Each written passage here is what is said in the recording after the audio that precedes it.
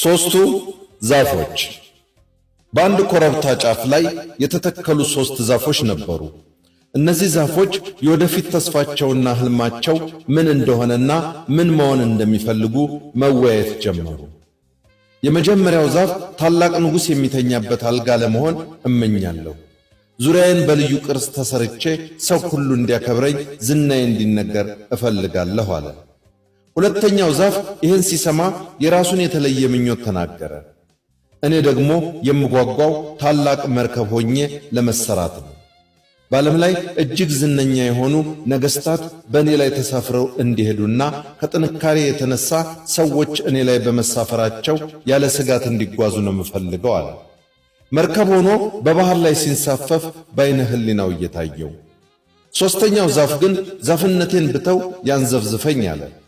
እኔ የምፈልገው ከዚሁ ሳልነቃነቅ ረዥም ዛፍ ሆኜ ወደ ላይ ማደግ ነው። እጅግ ከፍ ብዬ አድጌ የዛፎች ሁሉ ንጉሥ ሆኜ ለሰማይ እጅግ ቅርብ ሆኜ ሰዎች በእኔ መሰላልነት ወደ ገነት እንዲገቡና እኔን ባዩ ቁጥር ፈጣሪያቸውን እንዲያስታውሱ ፈልጋለሁ አለና ምኞቱን ተናገረ። ይህን ተናግረው እንደጨረሱ አናጢዎች ወደዚህ ዛፎች መጡ። አንደኛው አናጢ የንጉሥ አልጋ ለመሆን የሚመኘውን ዛፍ ቀረብ አለና ካየው በኋላ ይሄ ዛፍ ጠንካራ ይመስላል፣ ወስጄ ለቤት ዕቃ ሰሪዎች እሸጠዋለሁ አለ። ይህን የሰማው ዛፍ የንጉሥ አልጋ ሆኖ የመሰራት ሕልሙ እውን እንደሚሆን በመተማመን ፈነደቀ። አናጢው ወስዶ የሸጠላቸው እንጨት ሰሪዎች ግን የዛፉን ሕልም ሳይረዱ የንጉሥ አልጋ አድርገው በመስራት ፈንታ የከብቶች የሳር ድርቆሽ ማስቀመጫ ሳጥን አድርገው ሰሩትና በአንድ ብረት ውስጥ ተጣለ። ሁለተኛው አናጢ የንጉሥ መርከብ እሆናለሁ ብሎ የሚመኘውን ዛፍ ቀረብ ብሎ አየውና ይሄ ዛፍ ጠንካራ ይመስላል፣ መርከብ ወደሚሰሩ ሰዎች ወስጄ ባሳየው ጥሩ ዋጋ ያወጣልኛል አለ።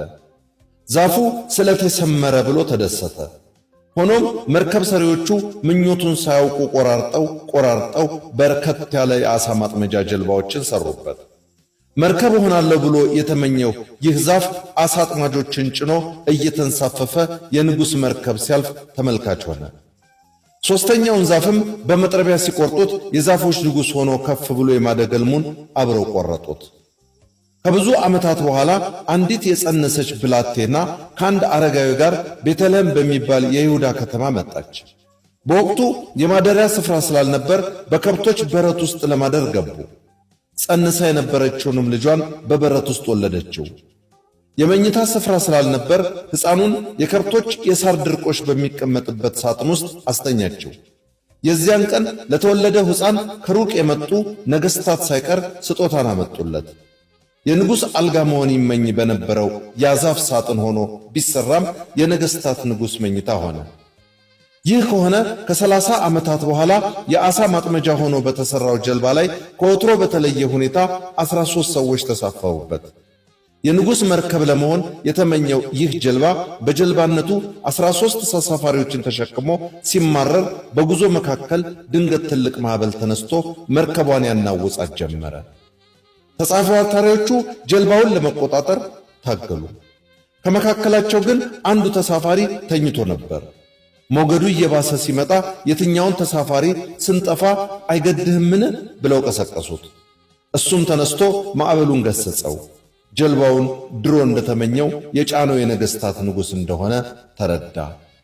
ይህ ከሆነ ከ2 ዓመት በኋላ ደግሞ የዛፎች ንጉሥ ለመሆንና ወደ ሰማይ መውጫ መሰላል ለመሆን የተመኘውን ዛፍ አምጥተው ለአንድ ወንጀል ለሌለበት ንጹሕ አሸከሙት።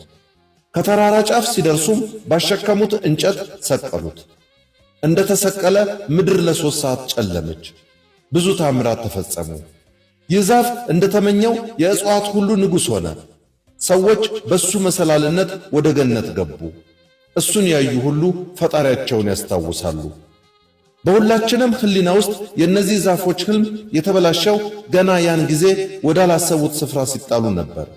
ነገሩ አበቃ ብለን ስናስብ ግን የሦስቱም ምኞት ተሳካ። ይህ ጥንታዊ ታሪክ ምሳሌ እንጂ እውነተኛ ታሪክ እንዳልሆነ ግልጽ ነው። በዚህ ታሪክ ውስጥ ግን አንድ እውነት አለ። በሕይወታችን ውስጥ እኛ አበቃልን ስንል እግዚአብሔር ሥራውን ይጀምራል። የሰራዊት ጌታ እግዚአብሔርም ያለቀ የተቆረጠ ነገርን በምድር ሁሉ መካከል ይፈጽማል። ኢሳይያስ 10:23 ላይ እንደተጻፈው፣ ዲያቆን ሄኖክ ኃይሌ እንዳዘጋጀው፣ በለጠ እሸቴ ዘሀገረ ኢትዮጵያ እንዳቀረበው